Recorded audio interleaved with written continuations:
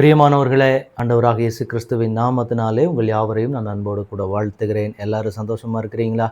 இந்த நாளிலும் தேவனாகிய கர்த்தர் நம்மோடு கூட பேசுகிற ஒரு வசனம் என்னவென்றால், சங்கீதம் 141 3வது வசனம். கர்த்தாவே, என் வாய்க்கு காவல் வையும், என் உதடுகளின் வாசலை காத்துக்கொள்ளும். இன்றைக்கு என் வார்த்தையை கேட்டுக்கொண்டிருக்கிற எனக்கன்பான கர்த்தருடைய பிள்ளைகளே, ஆண்டவர் இந்த நாளிலே நம்மோடு சொல்லுகிற ஒரு காரியம், ஒரு ஜெபம் என்ன அப்படின்னா, இந்த ஒரு தேவ மனிதர் சொல்லுகிற காரியம் என்ன அப்படின்னா, கர்த்தாவே என் வாய்க்கு காவல் வையும், என் உதடுகளின் வாசலை காத்துக்கொள்ளும். இந்த வார்த்தையை ஒவ்வொரு நாளும் நாம் சொல்லி தேவ சமூகத்தில் ஜெபிக்க வேண்டியது அவசியமாக இருக்கிறது. ஏனென்றால் நம்முடைய நாவின் வார்த்தைகள் எப்படிப்பட்டதாக வெளிவருகிறது.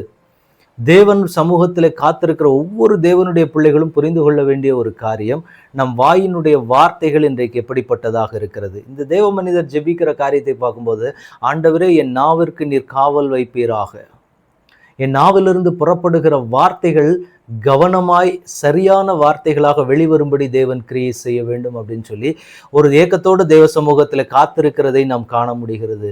இந்த வார்த்தை கேட்டுக்கொண்டிருக்கிற எனக்கன்பான கர்த்தருடைய பிள்ளைகளே, இந்த நாளிலே ஒவ்வொரு நாளும் நாம ஜெபிக்க வேண்டிய ஒரு ஜெபம், ஒவ்வொரு நாளும் நம்ம வாயிலிருந்து புறப்படுகிற வார்த்தைகள் எப்படிப்பட்ட வார்த்தைகளாக இருக்கிறது.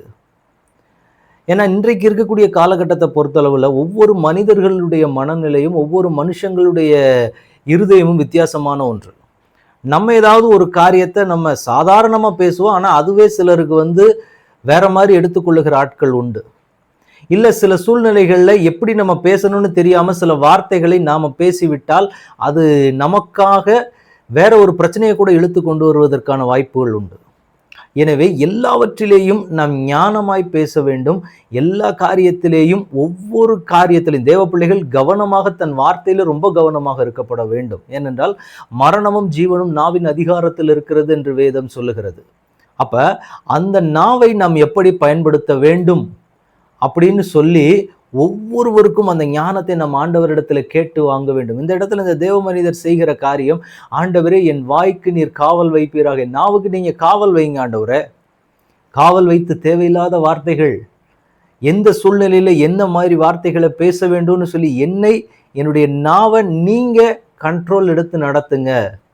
அது தேவனுடைய ஆளுகைக்குள்ளாக இருப்பது என்றைக்குமே நல்லது. ஏன்னா தேவனுடைய சமூகத்திலிருந்து நமக்கு வரக்கூடிய காரியங்களை நாம் அதிகமாய் வாஞ்சிக்க வேண்டும்.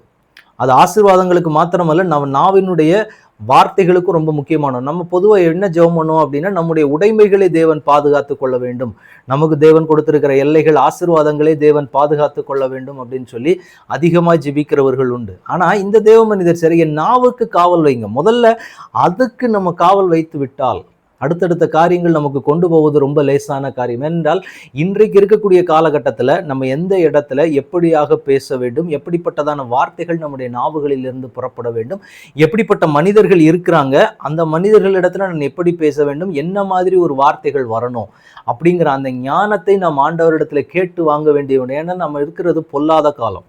அது ரட்சிக்கப்பட்டவர்களாக இருக்கட்டும், ரட்சிக்கப்படாதவங்களாக இருக்கட்டும், ஊழியர்களாக இருக்கட்டும், யாராக இருந்தாலும் சரி, நம்ம பேசும்போது இந்த வார்த்தையை சொல்லி ஒவ்வொரு காரியத்திலையும் நம்ம ஜெபிக்கிறது. ஏன்னா ஒவ்வொருத்தரும் நம்ம பேசுகிற வார்த்தைகள் நம்ம வேற பாணியில் பேசியிருப்போம், ஆனால் அதை அவங்க எடுக்கிற விதம் வேற மாதிரி இருக்கும். அதனால அநேக நேரங்களில் தேவ பிள்ளைகள் அநேக பிரச்சனைகளில் மாட்டிக்கொள்றதே இந்த நாவின் வார்த்தைகளினால். அப்போ அதுதான் இந்த தேவ மனிதர் ஜெபிக்கிறாரு, ஆண்டவரே என் நாவுக்கு நீங்கள் காவல் வைங்க, என் வாய்க்கு நீங்க காவல் வச்சிருங்க, என் உதடுகளின் வாசலை கர்த்தர் காத்து கொள்வீராக. இன்னைக்கு ஆண்டவருடைய சமூகத்தில் ஒப்பு கொடுக்க ஆயத்தமா இருக்கிறீங்களா?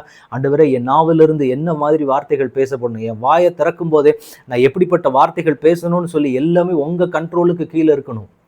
நான் எப்படி பேசணும், நான் என்ன மாதிரி காரியங்களை பண்ணணும், இதை எப்போ ஜெபம் பண்ணுவோம் அப்படின்னா, சில காரியங்களில் சில மனிதர்கள் கிட்ட நம்ம பேச போகும்போது செய்ய போகும்போது அதுக்காக மாத்திரம் இந்த ஜெபத்தை நம்ம வைத்துக்கொள்ளக்கூடாது. தினமும் இந்த காரியங்களுக்காக தேவனுடைய பிள்ளைகள் ஜெபிக்க வேண்டிய ஒன்று. அதை தான் இந்த நாளிலே ஆண்டவர் நமக்கு கற்றுக் கொடுக்கிறார். ஒப்பு கொடுக்க ஆயத்தமாக இருக்கிறீங்களா? இப்போ நம்ம என்ன பண்ண போகிறோம் அப்படின்னா, நம்முடைய நாவை ஆண்டவருடைய பாதத்தில் ஒப்பு கொடுக்க போகிறோம். ஆண்டவரை என் வாயை உங்கள் பாதத்தில் ஒப்பு கொடுக்க போகிறோம். அது புறப்படும் போது வார்த்தைகள், ஞானமான வார்த்தைகள், யாரிடத்துல எப்படி பேசணும், எப்படியாக அந்த காரியங்களை நடத்த வேண்டும் என்ற ஞானத்தை ஆண்டவர் எங்களுக்கு எங்களுக்கு கொடுக்க வேண்டும். தேவையில்லாத வார்த்தைகள் என் நாவிலிருந்து புறப்படாதபடிக்கு கர்த்தர் என்னை காத்துக்கொள்ள வேண்டும் அப்படின்னு சொல்லி இன்னைக்கு ஆண்டவரிடத்தில் ஒப்பு கொடுக்க ஆயத்தமாக இருக்கிறீங்களா? தகப்பனே, உடைய கரத்தில் ஒப்பு கொடுக்கிறோம். ஆண்டவரே, இந்த வார்த்தையின்படியே கர்த்தாவே என் வாய்க்கு காவல் வையும் என்று சொன்ன வார்த்தையின்படி அந்த வார்த்தைக்கு நேராக எங்களையும் இந்த நாளிலே உங்கள் பலிபீடத்தில் ஒப்பு கொடுக்குற ஆண்டவரே, எங்கள் வாயையும் கர்த்தர் காவல் வைத்து நீர் நடத்தும்படி உங்கள் சமூகத்தில் ஒப்பு கொடுக்கிறோம். தேவனாகிய கர்த்தருடைய விருப்பத்தின்படி சூழ்நிலைகளுக்கு ஏற்ற வார்த்தைகள் எங்களுடைய நாவுகளிலிருந்து புறப்படும்படி எங்களுடைய நாவுகளை உங்கள் காவலுக்குள்ளாக ஒப்பு கொடுக்கிறோம். நீர் அதை கண்ட்ரோல் எடுத்து நீர் அதை ஆண்டு நடத்தும்படி உங்கள் கரத்துக்குள்ளாக ஒப்பு கொடுக்கிறோம். தேவையான காரியங்கள் எங்களுடைய வாழ்க்கையில வெளிப்படட்டும். தேவையில்லாதவைகளை கர்த்தர் எங்களுடைய நாவை விட்டு அப்புறப்படுத்தும்படி உடைய சமூகத்தில் ஒப்பு கொடுக்கிறோம். ஆளுகை செய்யுங்க, வழி நடத்துங்க. இயேசு கிறிஸ்துவின் நாமத்தில் ஜெபம் கேளும் எங்கள் நல்ல பிதாவே. ஆமேன், ஆமேன், ஆமேன். God bless you.